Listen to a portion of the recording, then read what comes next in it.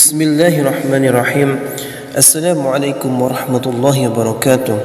Alhamdulillahi rabbil alamin. Allahumma salli ala sayyidina Muhammad wa ala ali sayyidina Muhammad.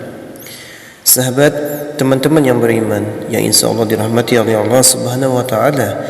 Pertama-tama, marilah kita memanjatkan puja dan puji syukur kita kehadiran Allah Subhanahu wa taala yang mana atas limpahan rahmat, hidayah dan inayahnya kita semua hingga detik ini masih bisa dapat bernapas, sehingga masih bisa ada kesempatan kita untuk mengintrospeksi diri kita, memperbaiki diri kita, untuk menambah pundi-pundi amal kita, sehingga menjadi dapat bekal kita menghadap Allah Subhanahu wa taala. Kemudian salawat beriringkan salam selalu kita sampaikan, kita curahkan kepada junjungan kita, Nabi agung kita, Nabi Muhammadin sallallahu alaihi wasallam. Sahabat yang beriman, dalam kesempatan ini kita akan mengulas kesalahan-kesalahan di dalam berwudu sehingga dapat menyebabkan batalnya solat.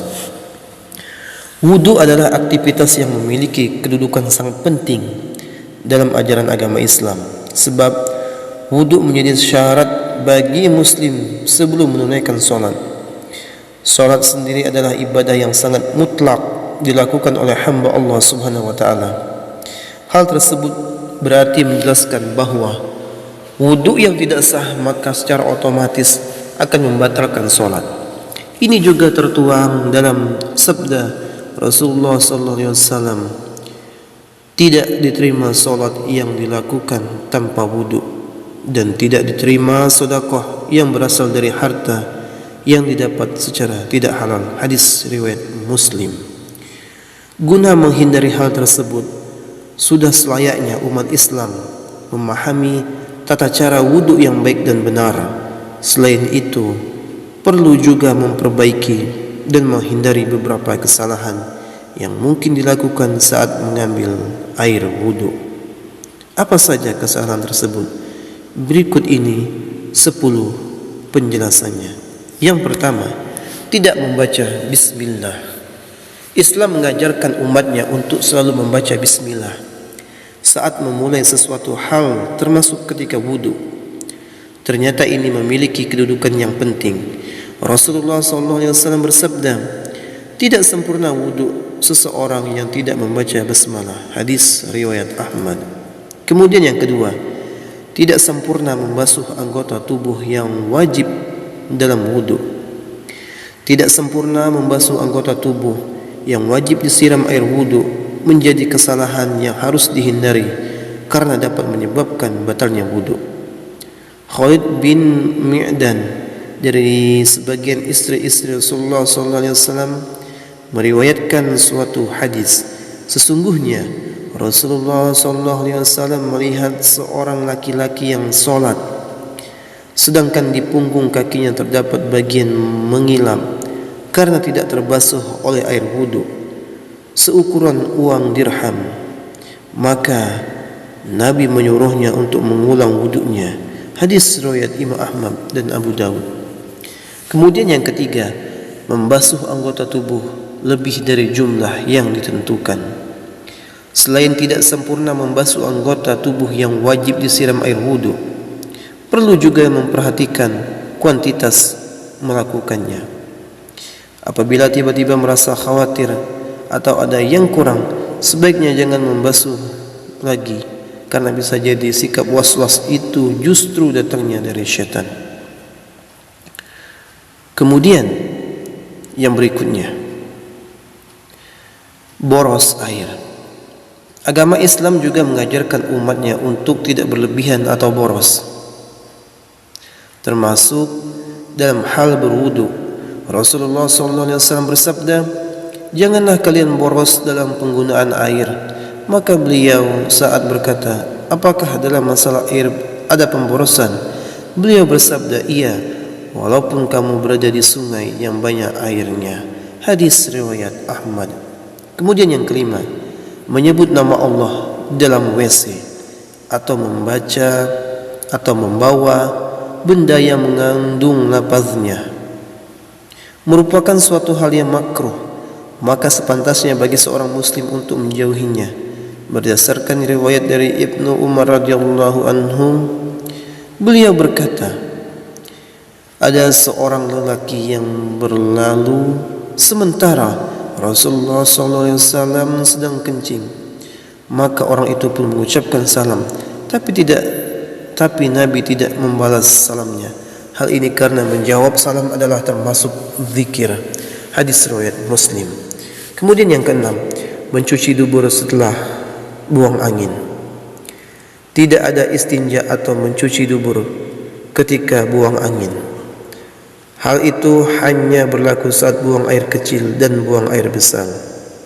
Maka tidak disyariatkan bagi orang yang buang angin untuk beristinja sebelum berwudu, sebagaimana yang dilakukan oleh sebagian orang. Imam Ahmad rahimahullah berkata, tidak terdapat dalam Alkitab, tidak pula dalam sunnah Rasulnya adanya istinja dalam buang angin. Yang ada hanyalah wudu. Kemudian yang ketujuh, tertidur lalu tidak mengambil wudu lagi. Sebagian orang yang tertidur di masjid, kemudian apabila iqamat dikumandangkan, dibangunkan oleh orang di sebelahnya, lalu langsung bangkit solat tanpa berwudu lagi, itu adalah salah kafrah. Orang yang seperti ini wajib baginya untuk berwudu karena dia lelap dalam tidurnya. Namun kalau dia sekadar mengantuk dan tidur ringan sehingga masih mengetahui siapa yang ada di sekitarnya, maka tidak wajib baginya untuk berwudu lagi.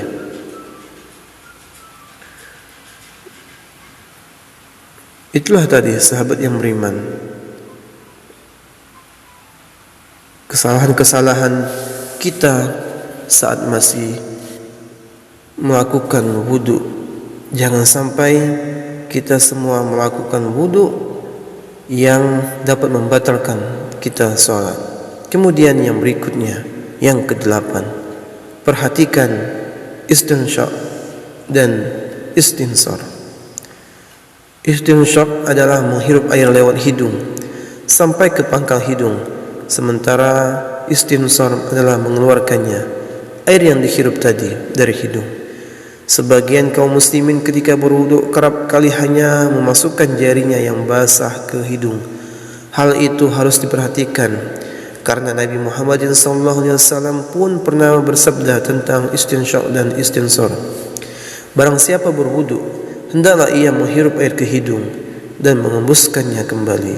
Dan barang siapa yang melakukan istijmar, bersuci dari buang air besar dengan batu, hendaklah melakukannya dengan ganjil tidak genap. Hadis riwayat Imam Bukhari.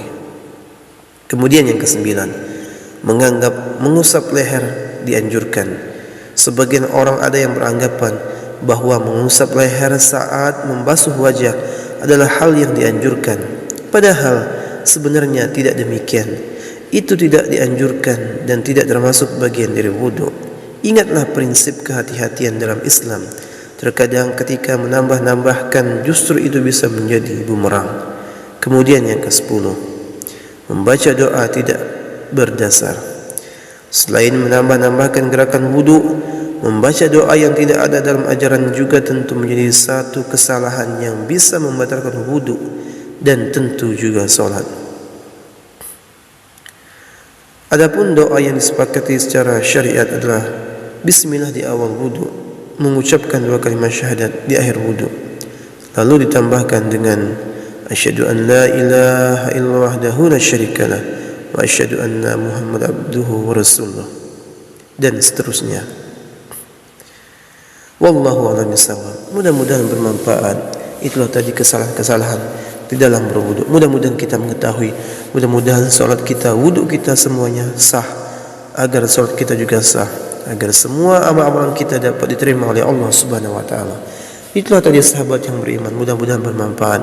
Saya akhiri. Wassalamualaikum warahmatullahi wabarakatuh.